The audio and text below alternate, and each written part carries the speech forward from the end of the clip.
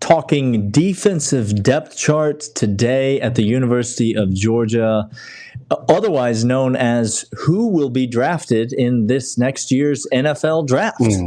Today on the Locked On Bulldogs podcast. You are Locked On Bulldogs, your daily podcast on the Georgia Bulldogs, part of the Locked On Podcast Network, your team every day.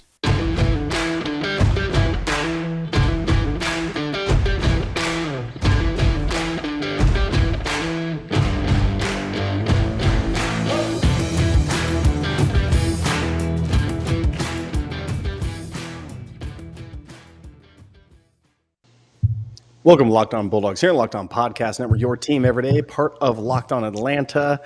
And we're here today with John Tweet Sports. We're talking about the abject beauty of defense, Daniel. Defense. Each three segment, we're going to do different line or different position group as we take on who's going to replace those 15 draft choices from last year. I'm excited because defense is, again, such a beautiful thing at Georgia, and we have so much talent everywhere, Daniel. We do. I heard this was a Smile Monday love fest. That's all I came to talk about. It's a Smile Monday fan podcast. Is what it is. Yes, it is. We are negotiating with the lawyers at Locked On, trying to see if we can get officially changed the name to Locked On Smile Monday. Onesie. Really quick, hold on. I'll be right back. I'm gonna go find it. It's not a. All right. It is just a love fest for that. But there's a lot of players on this defense, John, that we're going to get into. So we're going to start with the defensive line. First of all, though. Meant to do this on yesterday's show. You got a new little venture going on over there. You and some buddies. Tell the people what you've been up to these days. Yeah, so we started DawgsCentral.com. It's a UGA site where we drop what we're hearing, what we know, what we learn. We have a community over there that we're building.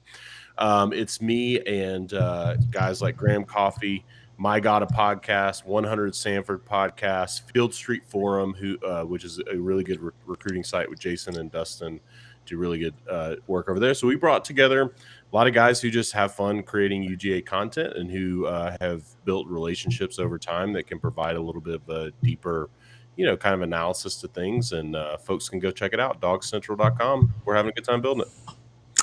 Premium site, and I don't just mean that they charge you money. I mean premium site is Dawgs Central. So listen, if John's involved in it, that it's going to be good.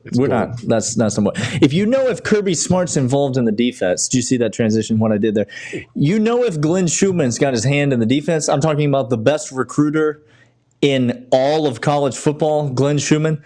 Guys, if he's got his hand in the defense, it's going to be good. I was listening just real briefly. I was listening to Rusty Manziel from 247, who's a guy that I have a lot of respect for. Sure. A couple of days ago talking, and he said Glenn Schumann, Kirby Smart took a chance on Glenn Schumann. He was 26 years old. Glenn Schumann never played a snap of college football. And when Glenn Schumann started with Kirby Smart, on the recruiting trail, people used it against him and said, this guy never even played college football. You're going to go play for him? That narrative has changed. That narrative is different. Yeah. That's not. They're about to be, Glenn Schumann's going to be running his own program one day in the not too distant future. But for right now, I'm glad he's at Georgia. All right. Let's start on the defensive line. We've been too long already. We got to jump into it. Really, three positions on the defensive line. I mean, you get into the difference between nose and D tackle and D end. I mean, we could get into the nuance and the minutia of what each of those positions is. You got three big dudes up front, is what I would love to say for the sake of this podcast. For fans, by fans. We're not trying to break down X's and O's, but so I would say two of those dudes right off the jump. Okay, Jalen Carter's the best defensive player in college football. I don't want to hear any questions about that. And then you got Zion Logue, who has sort of become the face of this defense. Even with guys like Christopher Smith and Keely Ringo still out there, guys who played a lot more than he did last year and returning, Zion Logue almost has kind of become the face of this defense to me. This year's Devontae Wyatt. But yeah, come I on, like that. I like that a lot. So you got those two guys. John, I'd love to hear your thoughts about who's in that third spot along the defensive line, probably in that defensive end position if you want to, get technical about where he's going to play. Who do you see as the third starter? And then who are the key contributors from elsewhere? Yeah, a guy a lot of folks don't talk about is a guy named Tramel Walther. So Tramel Walther played more snaps than Zion Logue last year. He played more snaps. Basically, he was outside of the Jordan Davis, Jalen Carter, Devontae Wyatt. He was the next guy on the defensive line that played the most snaps last year. Played those snaps on that defensive end position. I think Tramel Walther, really, really strong football player. I think he's going to be he'll be the guy out there with the first team as things stand today. But as you mentioned, I mean, shoot, how many people are we going to rotate into this defensive line? It's going to be a lot. So the names that folks need to get used to hearing are names like Warren Brinson, who's going to be probably behind Jalen Carter. A guy, Tyron Ingram Dawkins, is a guy that folks are really spring game. Spring game. Watch the spring game. Watch the spring game. This kid's going to be brutal. He is a monster. Just a monster. An absolute monster. You got Nazir Stackhouse, who's going to be back, who's going to play a lot. He'll probably be behind Zion Logue. He's already played a lot. He's been there a lot. He's played a lot of snaps. Yeah. Absolutely. So if you go across that defensive front, those are some guys you're going to hear. And then you talk about the defensive end. You got a guy named Michael Williams. Ooh, that's right. Who is going to be an unbelievable football player. And I will go out on a limb and say, and this is yes, Michael Williams might be rolling out with the ones before this season is over. Michael Williams might be a guy that before you get about is that Michael Williams coming out with his first team defense? Mm-hmm. That might happen.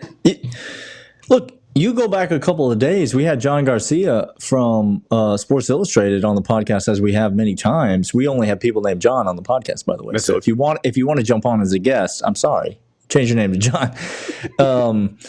We had John Garcia on, and I asked him, like, hey, who from this 2021 class, or 2022 class, I should say, who from this 2022 class, not even knowing the depth chart as well as we do, I said, who's the guy that you're going to be like, I don't know how this guy's not going to play? And he said, Michael Williams, I think, is a name that comes to mind. And so, look, don't be surprised if do ultra-talented freshmen play defense in Kirby Smart's defensive systems? Yes, they do. Almost every single year they do. Kirby wants to come out here and talk about how you can't have true freshman corners. Well, they're going to get burned all the time, blah, blah, blah, blah, blah, blah, blah, blah, blah. Tyson Campbell called. And then he said, do you know about Keely Ringo? Have you heard of this guy, Keely Ringo, that I know? We both just did that for you as true freshmen. You get true freshmen playing at every level of Kirby's defense. And this is the guy on the defensive line. Tons of names. There's tons of names. There's names we haven't mentioned that could definitely play. And by the way, you mentioned John Garcia. This isn't a recruiting podcast today. Michael Williams was committed to USC in October. Mm-hmm. So, and then Glenn Schumann happened. Went and got him. So Georgia, that's anytime you see those types of flips, right? Like, Georgia's going to go after guys that they feel like, hey, these guys can play. Because sometimes these kids commit and they're like, all right, we'll just move on to the next guy. And they didn't do this with Michael Williams. They went after him because I think he is absolutely the real deal. Well, Georgia recruiting is broken, John. I'm not sure if you've heard. So it's not – we shouldn't talk about it because it is broken. I think he needs to know, again, last year we had the set-in-stone defensive line. A couple of years ago, 2017, you saw the hockey line of rotation. Get used to that. much more this coming year. I think that's going to be a much more common occurrence. Except with Jalen Carter all the time. No, I'm sorry. Jalen all Carter the- just in there seeing who else is going to join him on the field. That's Correct. 100% We'll just call it Jalen and the gang. We'll just, Jalen and the boys. Yeah. Make the shirt. Make the shirt. Hey, we're going to come back after this, talk about maybe some linebackers. But first, again, we'll let you know about our friends over at LinkedIn. LinkedIn is the place to go if you need to find the next team member to take your business to the next level. LinkedIn has so many millions of people on its network. And right now, you need to hire the right team or right person for your team, help your small business fire on all cylinders. LinkedIn Jobs is the way to do it. And you get to talk to the recruits faster and get this for free. You can create a job post in minutes. LinkedIn lets you reach whoever you need to beyond your network to 810 million people. That is just shy of how many pounds Jalen Carter can squat. It's science. I don't know how, but it is. Go check it out. Simple tools like screening questions make it easier to focus on candidates. Right now, LinkedIn Jobs helps you find the candidates you want to talk to faster. Did you know every week, nearly 40 million job seekers visit LinkedIn? Post your job for free at linkedin.com/lockedoncollege. That's linkedin.com/lockedoncollege to post your job for free. Terms and conditions apply. They actually just did a sports science episode where they proved that exact fact. I don't know. They brought that show back. It was off the air for like a decade. No, it was a decade off the air, but then there was like Jalen Carter can squat 8 million pounds. All right, let's go to the second level of the defense, the linebacker position. Now, whatever you want to call these guys, you got your outsides, you got your insides, you got your edge players, you got your, I don't know, Georgia calls them like Jack and Sam and whatever, Billy Bob and Attaboy and whatever they call it. The outside backers, the Jack and the Sam, these are the easy ones. These are the softballs, the layups. Yep. Okay, there ain't nobody going to take the starting job of Nolan Smith or Robert Beal. This is your leading sack man on the team last year, and this is probably, with the exception of Jalen Carter, the most consistently productive defensive player that Georgia returns. Now, maybe not. You can quibble over what you will, but Nolan Smith's not going anywhere for this defense. I expect him to have a big year. Who do you see behind those guys, and what do we see? Not necessarily as an outlook. This is not like a preview show, so not necessarily an outlook for the outside backers, but what do you see as being the overall strength of this unit?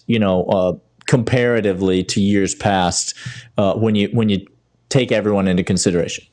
Yeah, I think this unit, I'll answer the second question first. I think this unit runs a lot deeper athletically. Like, I think what's happened, and Glenn Schumann has talked about this when he talks about middle linebackers or off-ball backers, he refers to them, but it's happened the same with the outside linebackers too. It's just Georgia started recruiting just athletes at these positions because you have to be able to line them up and drop them in coverage, and no one wants to, you don't want to waste a pass rusher like a Nolan Smith, or Robert Beal, like just stepping out to cover somebody, but sometimes you got to do it, or a middle linebacker do that.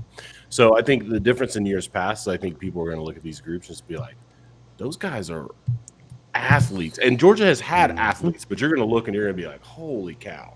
But guys, there's a guy that I love in this Jack and Sam group that a lot of people haven't talked about, but you saw him get ejected for targeting in the Michigan game. It's Chaz Chambliss. Ain't gonna be his last time getting ejected for targeting. I'll tell you that right now. No.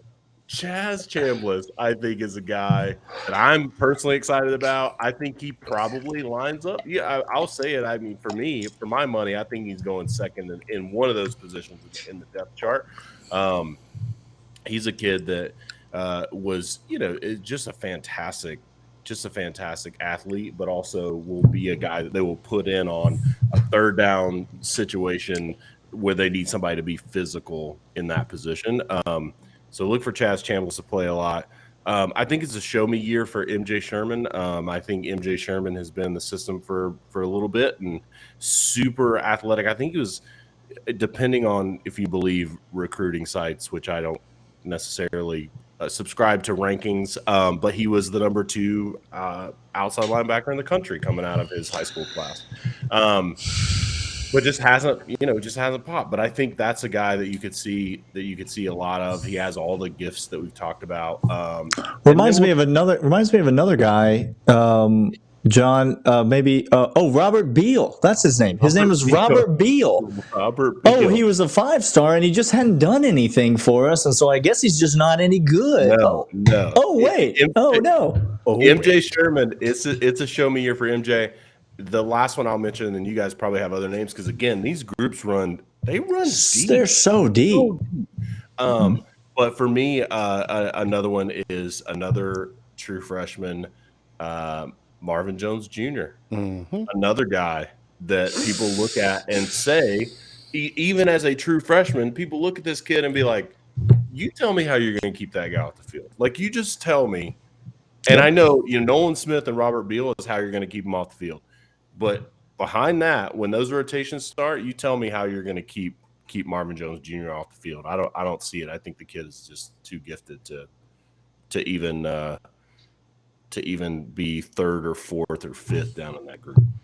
Mm-hmm. We've just listed all of these guys that are coming off the edge. We haven't gotten to inside linebackers. We're talking freak athletes already that are going to cover, to play the run, to set the edge. Again, Nolan Smith setting that edge is underrated. And I don't think people give him enough credit how important that is in this defense to allow freak athletes. Yeah, well, I heard you have to have stats to get drafted. Yeah. First round. You do. That's what I heard. You do. Yeah. You do. Okay. I heard if you don't have stats, you're not going to get nobody. NFL scouts and executives, they only read the box scores. They don't watch any film. That's all they do. They don't watch any film at all. That's not. Yeah. Listen, again, I keep referencing back to it. Maybe just go watch the episode, listen to the episode. But again, John Garcia on the podcast, I asked him that question. He did give me Michael Williams' name. He also gave me Marvin Jones Jr.'s name. And then he said, but I'll tell you who I like just as much at that outside linebacker position is this kid, Darius Smith. And he said, you better just watch this kid because this is a guy that he's got every bit the athleticism. He didn't quite get the, the bump and the boost that some recruits seem to get, but still a very high 4-star guy, a very coveted athlete, very fast, very explosive playmaker. And so another guy that you need to keep an eye on, but there's just so many guys at this position. And the point of this position is you can impact a game in 3 snaps from the outside linebacker position. You can be darn near the defensive MVP of a game in 3 snaps because you have 2 sacks and a quarterback pressure that leads to an interception, and you're the hero of the game, and you played 3 snaps. You don't have to play 30, 40, 50 snaps in order to make an impact at this position. So it doesn't matter if these guys don't get a lot of run. The run that they get, if they're in there and they're ready to go, could be significant. Again, returning more defensive snaps this year than we did 2 years ago with the best defense in college football history, and we're adding these guys to it. No, that's not the narrative, Clint. Drop it. Just drop it. That's not what people want to hear. That's not what people. No, right. You got to watch box scores. If they don't have the stats, they're not any good. So. Oh gosh, Alabama fans in the comments. My favorite. Brenton Cox just my said, favorite. I got more TFLs and sacks in 30 minutes. Okay, let's go inside. Let's move inside. I need a minute because I'm. This is where it gets real for me. Any players? Any players inside? We got anybody inside now? John, I'll ask you: is it because to me, there's 5 names for these 2 spots that you really have to pay attention to. I don't know how you rank them or if you have them. If you have one that rises to the top of everybody else, there's a lot of people that seem to think there's one that is sort of ahead of everyone else. Are you in that camp? Do you think that JDJ is up there and he's 1A and everyone else is kind of fighting for number 2? Or do you think that these 5 guys are really kind of in a group. I'll just give you my. So I got Dumas Johnson, I got Xavier Sori, I got Smile Mondon, I got Ryan Davis, and I got Tresman Marshall. These are my 5 guys. Do you have anybody to add to the list? And how do you like them, and in what order? Yeah, I mean the only guy to add to that list, frankly, is Juwan Walker, who is, I think he's a good athlete, but I think the 5 you listed are the 5 personally. Yeah. This is so hard. I don't think JDJ is head and shoulders above Interesting. above the rest of that group. What I do think is I think the staff probably trusts him to be ahead of that group and probably wants him to be ahead of that group. And so that's why I would put him as number 1. I mean, this inside linebacker or off-ball backer, as Glenn Schumann calls it, it's so important. It's kind of like, it's a little bit like quarterback, right? Like it's so important to the defense that you kind of have to pick the guy. You kind of have to say, listen, all right, this is going to be the guy, and until he shows us that he's not the guy, he's going to be the guy. And I think JDJ is that for this defense at the moment. I'm not a subscriber to think that he's head and shoulders above a guy like Tresman Marshall, for example. More gifted in a lot of ways, but I think you have a lot of guys that can play the position. That's what I'm saying. I'm not putting down JDJ more so than I'm saying those 5 you listed. Sure. Are really good linebackers. I really think you could grab 2 of them, and you'd feel pretty good at linebacker. I know Davis has battled through a lot of injuries, and you haven't gotten to see him a lot. Is he 100%? What does even 100% of Ryan Davis look like? We don't know. We haven't seen it. We want to talk about a guy that's been in the program, that's paid his dues, that's waited his turn, and now if he's 100% healthy, you'd love to see him get a shot. And then, I mean, those 2 sophomores, John, Clint, those 2 sophomores, Xavier Sori and Smile Mondon, man. I mean, how can you not just salivate at the prospect of seeing either one of those guys on the field for Georgia next year?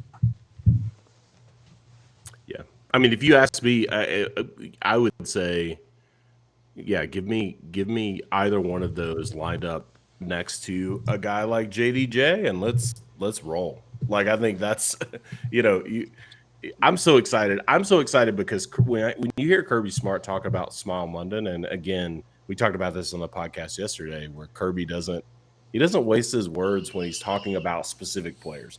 And when he talked about that guy, I was like, I don't know that I've heard Kirby Smart compliment a player for their athleticism, like their ability, the way that he talked about. Nobody was drawing that out of him. No. Nobody was trying to coax him into saying that. He just couldn't stop himself from saying that. And I love, to your point about the quarterback of the defense is an overused phrase, but you listen to the other players talk about Smile Mondon, because of course Kirby says that to the reporters, and then the reporters ask everyone that they can find, like, tell me more about Smile Mondon because I'm writing a story. They should just be like, hey, could you do my job for me? I'm writing a story about Smile Mondon, and I want you to give me quotes for the story so that I don't have to type as much. And so they ask everyone about Smile Mondon, and a lot of the things you heard are, yes, he's very physically gifted. Yes, he's very athletic. Yes, he flashes the ball. But you hear a lot of people saying, like, he's getting a lot more comfortable calling the defense. He's getting a lot more comfortable leading the defense. And, like, there's just no way that Zion Logue, he's a leader on this defense, but he can't lead the defense from the defensive tackle spot. No, you cannot. Christopher Smith can't lead the defense from way back there in the secondary, playing deep as the deepest. You need a guy right there in the middle to be able to do this. You don't have one, and that's obviously a concern for everyone in the national media. But if you're Georgia, you just need one of these guys to elevate themselves. And honestly, give me any of those 5 guys. Give me any 2. That's what's so phenomenal about this group, is that they are truly and honestly going to filter out. When the cream rises to the top and everything gets taken care of, whoever those 2 are starting, we trust the 2. You've said their names so many times, Kirby and Glenn. And this is their position group that they care a great deal about. whoever's coming out of that talented, uber talented, incredible development, watching guys ahead of them for years and years and years. Give me whatever you have, and then add on all those freshmen coming in that are just going to continue this lineage of the three-headed attack at inside linebacker. Yeah, if you're a Georgia fan, you don't trust Glenn Schumann to figure out the inside linebacker position. I can't help away. Glenn Schumann didn't have to go to the transfer portal and get Henry To'oTo'o to come play middle linebacker. No, you mean the 17th best middle linebacker in the SEC? You mean that guy? You're talking about? That's not like it. That's factual. That's what we call objective, not subjective truth. Y'all go look at the numbers. Hey, we're gonna come back after the talk secondary, but first this.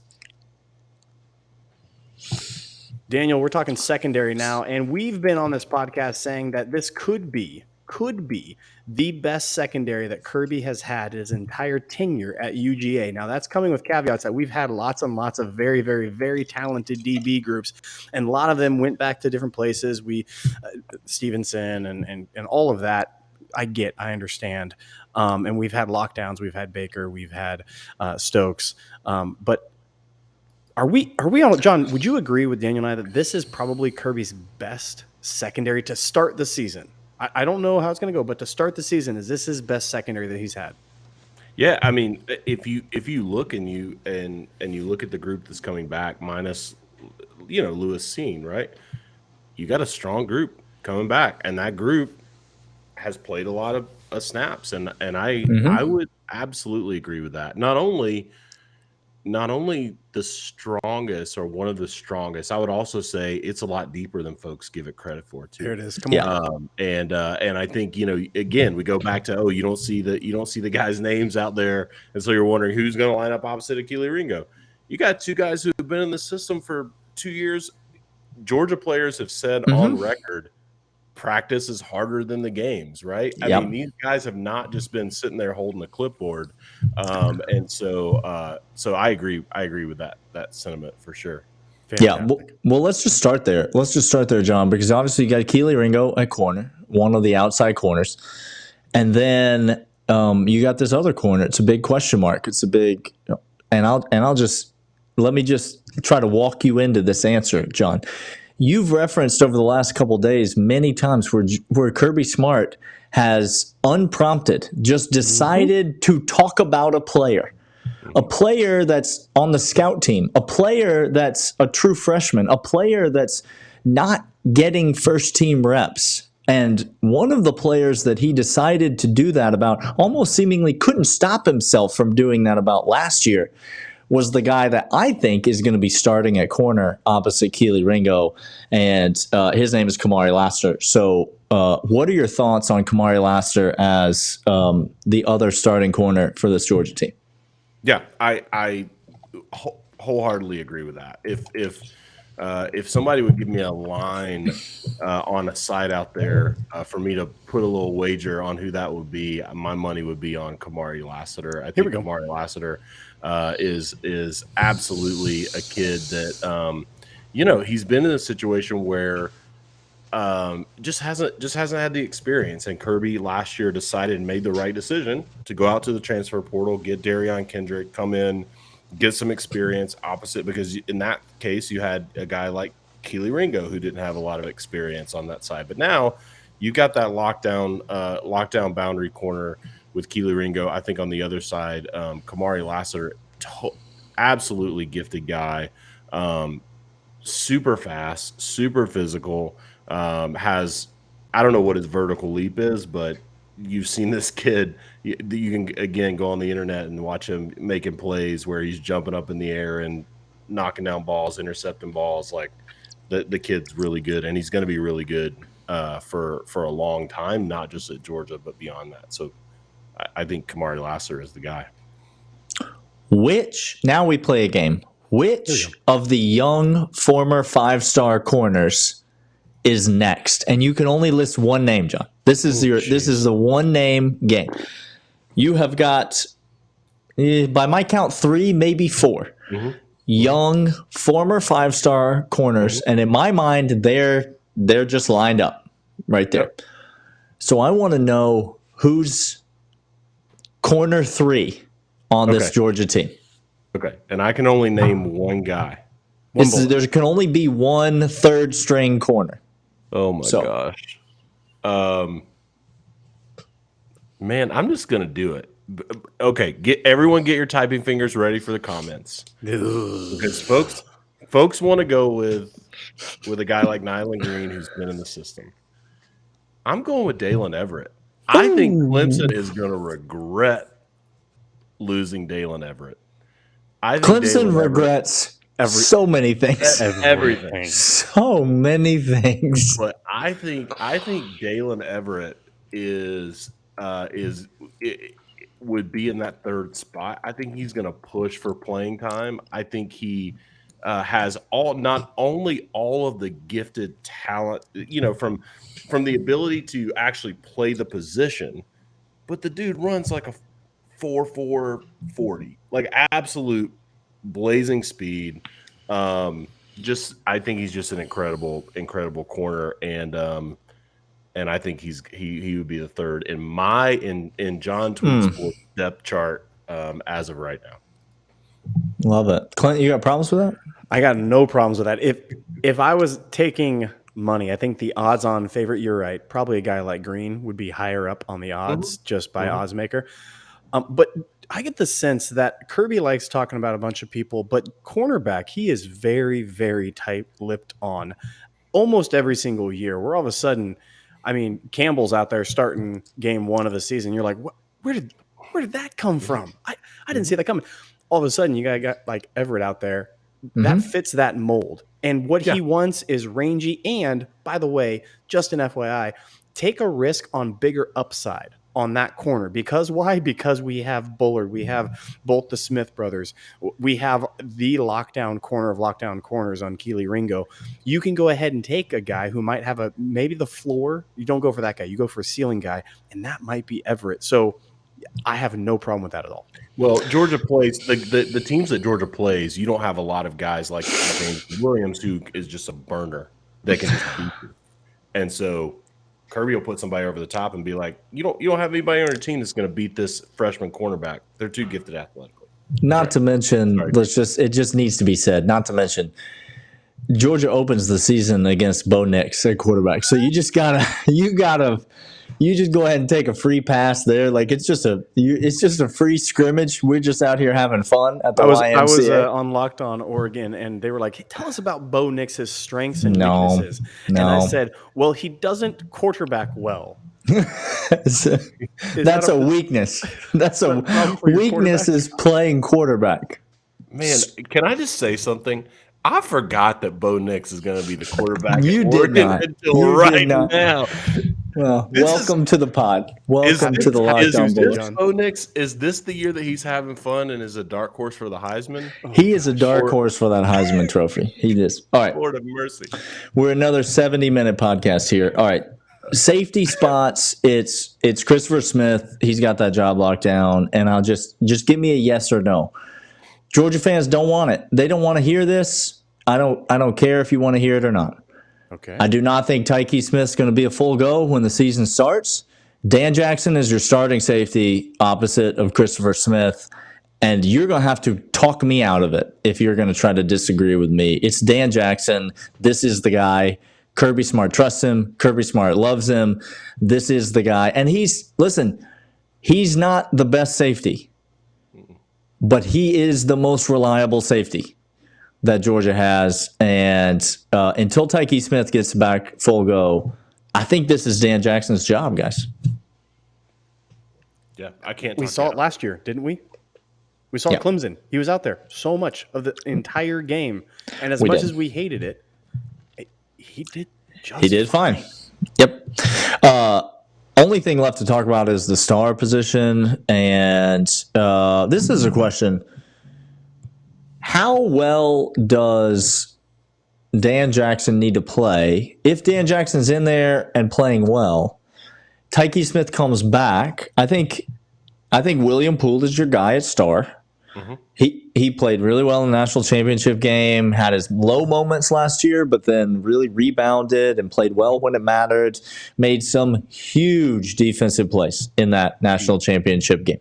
huge plays against the wide receivers that Alabama was playing in the. They did have wide receivers that played in the game.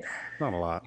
Starting wide receivers that played the whole game. You'll be shocked to learn. The rebuilding. Yeah.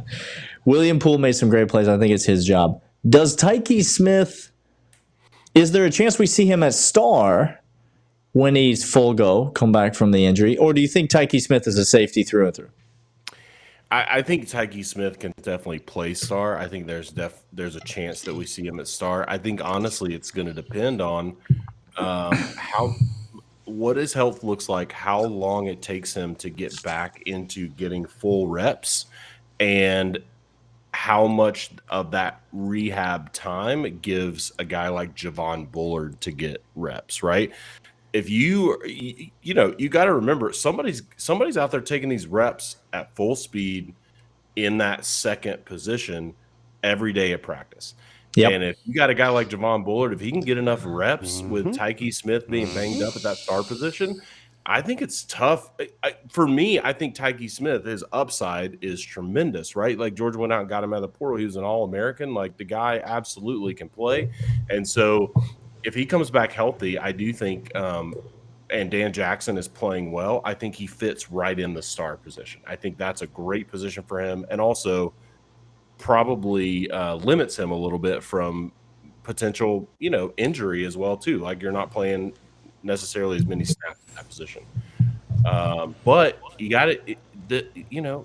Georgia, a program like Georgia, when you're as deep as they are and you've recruited as well as they have, if you give a guy too many reps because you're banged up, Kirby Smart has proven he's not sliding you back in there just because you were an All-American 2 years ago. Nope. He's not sliding you back in there. Yeah. Who's the quarterback at West Virginia right now, John? Do you happen to know? Who's the quarterback at West Virginia? Absolutely. He is not Kirby Smart. He is going to go with his And do you know what?